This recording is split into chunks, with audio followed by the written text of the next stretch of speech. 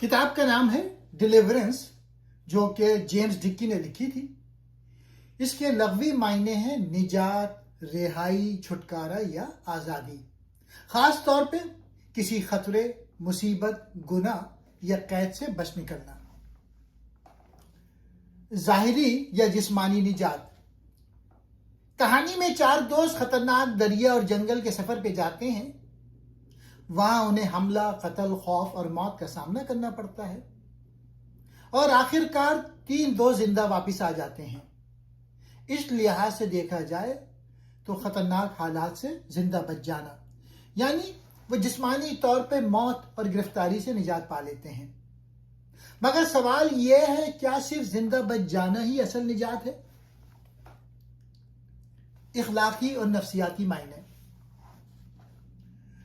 इस नॉवेल में किरदार कत्ल करते हैं और लाश छुपा देते हैं।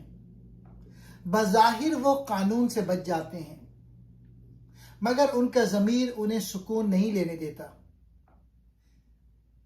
एक सवाल बन जाता है, क्या वो वाकई आज़ाद हो गए या वो अंदरूनी खौफ और गुनाह के बोझ के कैदी बन गए? वो ज़ाहिरी तौर पे बच गए मगर बातनी तौर पे आज़ाद नहीं हुए। इस लिहाज से उन्वान एक तंजिया है। तहजीब से निजात या तहजीब की अहमियत। उन लोगों का ख्याल था कि वो शहर की कमजोर जिंदगी से निजात पाकर फितरत में अपनी असल ताकत तलाश करेंगे।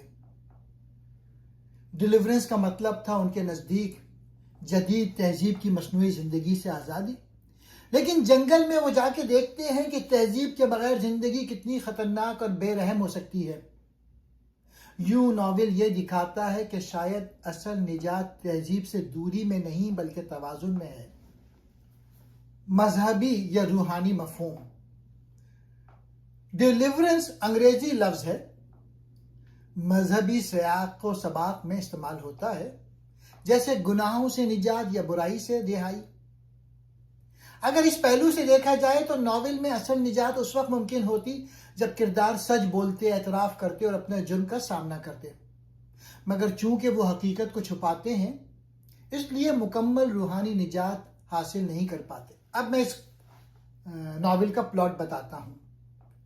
बज़ाहिर ये 4 दोस्तों के एक मुहम्माती सफर की दास्तान है, लेकिन दर हकीकत ये इंसान की असल फितरत, खौफ, बका और ज़मीर की कशमकश की कहानी है। मुहिम का मंसूबा और जंगल की तरफ सफर। कहानी का आगाज 4 दोस्तों एड, लुइस, बॉबी और ड्रू से होता है। ये सब शहरी जिंदगी गुजारने वाले मुतवस्सित तबके के अफराद हैं। लुइस एक मजबूत, खुद एतमाद और मुहिमजू शख्स है।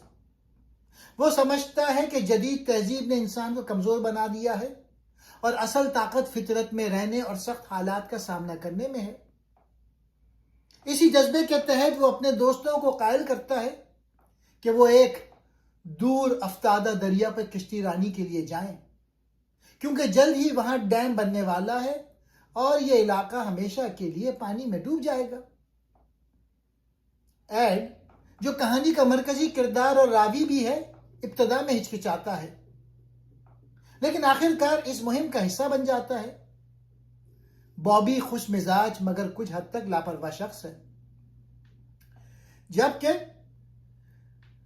ड्रू हसास और कदरे इखलाकी सोच रखने वाला फर्द है। चारों दोस्त दरिया की तरफ रवाना होते हैं। इब्तदा में सफर खूबसूरत और पुरसुकून महसूस होता है। कुदरती मनाजिर, बहता हुआ दरिया और जंगल की खामोशी उन्हें एक मुख्तलिफ दुनिया में ले जाती है। मगर जल्द ही इस खूबसूरती के पीछे छुपा हुआ खतरा जाहिर होना शुरू हो जाता है। मुकामी लोगों से मुलाकात और सानेहा। सफर के दौरान चारों दोस्तों का सामना मुकामी पहाड़ी लोगों से होता है, जो जाहिरी तौर पे सख्त मिजाज और अजनबी नजर आते हैं। एक मौके पर एड और बॉबी बाकी दोस्तों से अलग हो जाते हैं। इसी दौरान 2 मुकामी अफराद उन्हें पकड़ लेते हैं। वो बॉबी पर तशद्दुद करते हैं और उसे जलील करते हैं। یہ منظر نہایت خوفناک اور تکلیف دہ ہے۔ بابی کی بے بسی اور ایڈ کا خوف کاری کو گہرے صدمے میں ڈال دیتا ہے۔ عین وقت پہ لوئس وہاں پہنچ جاتا ہے اور ایک حملہ آور کو تیر سے مار دیتا ہے۔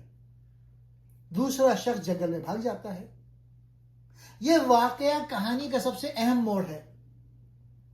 اب چاروں دوست ایک ایسے جرم میں ملوث ہو چکے ہیں جس کے نتائج خطرناک ہو سکتے ہیں۔ سوال یہ ہے، کیا وہ پولیس کو اطلاع دیں یا لاش کو چھپا دیں؟ لوئس کا موقف ہے کہ اگر وہ سچ بتائیں گے تو مقامی لوگ ان کے خلاف ہو جائیں گے اور وہ قانونی پیچیدگیوں میں پھنس جائیں گے۔ اس لیے وہ فیصلہ کرتے ہیں کہ لاش کو جنگل میں دفنا دیا جائے اور اس واقعے کو راز رکھا جائے۔ یہ فیصلہ انہیں ایک اخلاقی بحران میں مبتلا کر دیتا ہے۔ خوف، شک اور دریا کی آزمائش۔ لاش دفنانے کے بعد چاروں دوست دوبارہ دریا کا سفر جاری رکھتے ہیں، لیکن اب ان کے دلوں میں خوف اور بے یقینی گھر کر چکی ہے۔ انہیں ڈر ہے کہ دوسرا حملہ آور واپس آ سکتا ہے۔ وہ ہر آواز، ہر حرکت کو خطرہ سمجھنے لگتے ہیں۔ اسی دوران دریا کا سفر بھی خطرناک ہو جاتا ہے۔ تیز لہریں، چٹانیں اور دشوار راستہ ان کی آزمائش کرتے ہیں۔ ایک موقع پہ کشتی الٹ جاتی ہے اور لوئس شدید زخمی ہو جاتا ہے۔ اس کی ٹانگ ٹوٹ جاتی ہے۔ اب قیادت ایڈ کے ہاتھ میں آ جاتی ہے۔ جو شخص ابتدا میں کمزور اور غیر فیصلہ کن تھا، اب اسے ذمہ داری اٹھانی پڑتی ہے۔ ان کا ایک دوست ڈریو پراسرار حالت میں دریا میں گر کر مر جاتا ہے، یا شاید گولی کا نشانہ بنتا ہے۔ اس بات پہ ناول میں ابہام ہے۔ اس کی موت مزید خوف پیدا کر دیتی ہے۔ ایڈ کو شبہ ہوتا ہے کہ دوسرا حملہ آور ان کا پیچھا کر رہا ہے۔ وہ ہمت کر کے پہاڑی پہ چڑھتا ہے اور ممکنہ دشمن کو مار دیتا ہے، مگر یہ بھی واضح نہیں کہ وہ واقعی حملہ آور تھا یا نہیں۔ یہ ابہام کہانی کو مزید پیچیدہ بنا دیتا ہے۔ کیا انہوں نے واقعی دفاع میں قتل کیا یا وہ خوف کے باعث ایک بے گناہ کو مار بیٹھے؟ واپسی اور سچ کا بوجھ۔ آخر کار تینوں زندہ بچ جانے والے دوست ایڈ، لوئس اور بابی کسی طرح دریا کے اختتام پہنچ جاتے ہیں۔ وہ مقامی حکام کو ایک کہانی سناتے ہیں کہ ان کا دوست ڈریو دریا میں حادثاتی طور پہ ڈوب گیا۔ چونکہ کوئی واضح ثبوت نہیں ہوتا، پولیس ان پہ شک نہیں کرتی۔ بظاہر وہ بچ نکلتے ہیں، مگر اندرونی طور پر وہ کبھی آزاد نہیں ہو پاتے۔ ایڈ خاص طور پہ شدید ذہنی دباؤ کا شکار ہو جاتا ہے۔ اسے خوابوں میں دریا، لاشیں اور خوفناک مناظر نظر آتے ہیں۔ اسے لگتا ہے کہ دفن کی گئی لاش پانی سے باہر آ جائے گی اور اس کا راز فاش ہو جائے گا۔ لوئس، جو ہمیشہ طاقت اور اعتماد کی علامت تھا، اب خاموش اور کمزور دکھائی دیتا ہے۔ بابی اندر سے ٹوٹ چکا ہوتا ہے۔ یہ ظاہر کرتا ہے کہ جسمانی طور پہ بچ جانا ہی اصل نجات نہیں۔ انجام اور علامتی مفہوم۔ ناول کے اختتام پہ دریا پر ڈیم بن جاتا ہے اور وہ علاقہ پانی میں ڈوب جاتا ہے۔ یہ منظر علامتی ہے، گویا ان کا جرم بھی پانی کے نیچے دفن ہو گیا ہو۔ مگر ایڈ کے خواب اور ضمیر کی خلیج ظاہر کرتے ہیں کہ اصل حقیقت کبھی مکمل طور پہ نہیں ڈوبتی۔ ایڈ اپنی عام زندگی کی طرف لوٹ آتا ہے، لیکن وہ پہلا جیسا نہیں رہتا۔ اس مہم نے اسے بدل دیا ہے۔ اس نے اپنے اندر ایک ایسی طاقت اور تاریکی دونوں کو دیکھا ہے جس سے وہ پہلے نا واقف تھا۔ ناول کا انجام قاری کو ایک کھلے سوال کے ساتھ چھوڑ دیتا ہے۔ کیا وہ واقعی نجات پا گئے یا یہ صرف ظاہری بچاؤ تھا؟ ڈیلیورنس کی کہانی چار دوستوں کے ایک مہماتی سفر سے شروع ہو کے خوفناک تجربے میں بدل جاتی ہے۔ یہ کہانی دکھاتی ہے کہ فطرت کے سامنے انسان کمزور ہے۔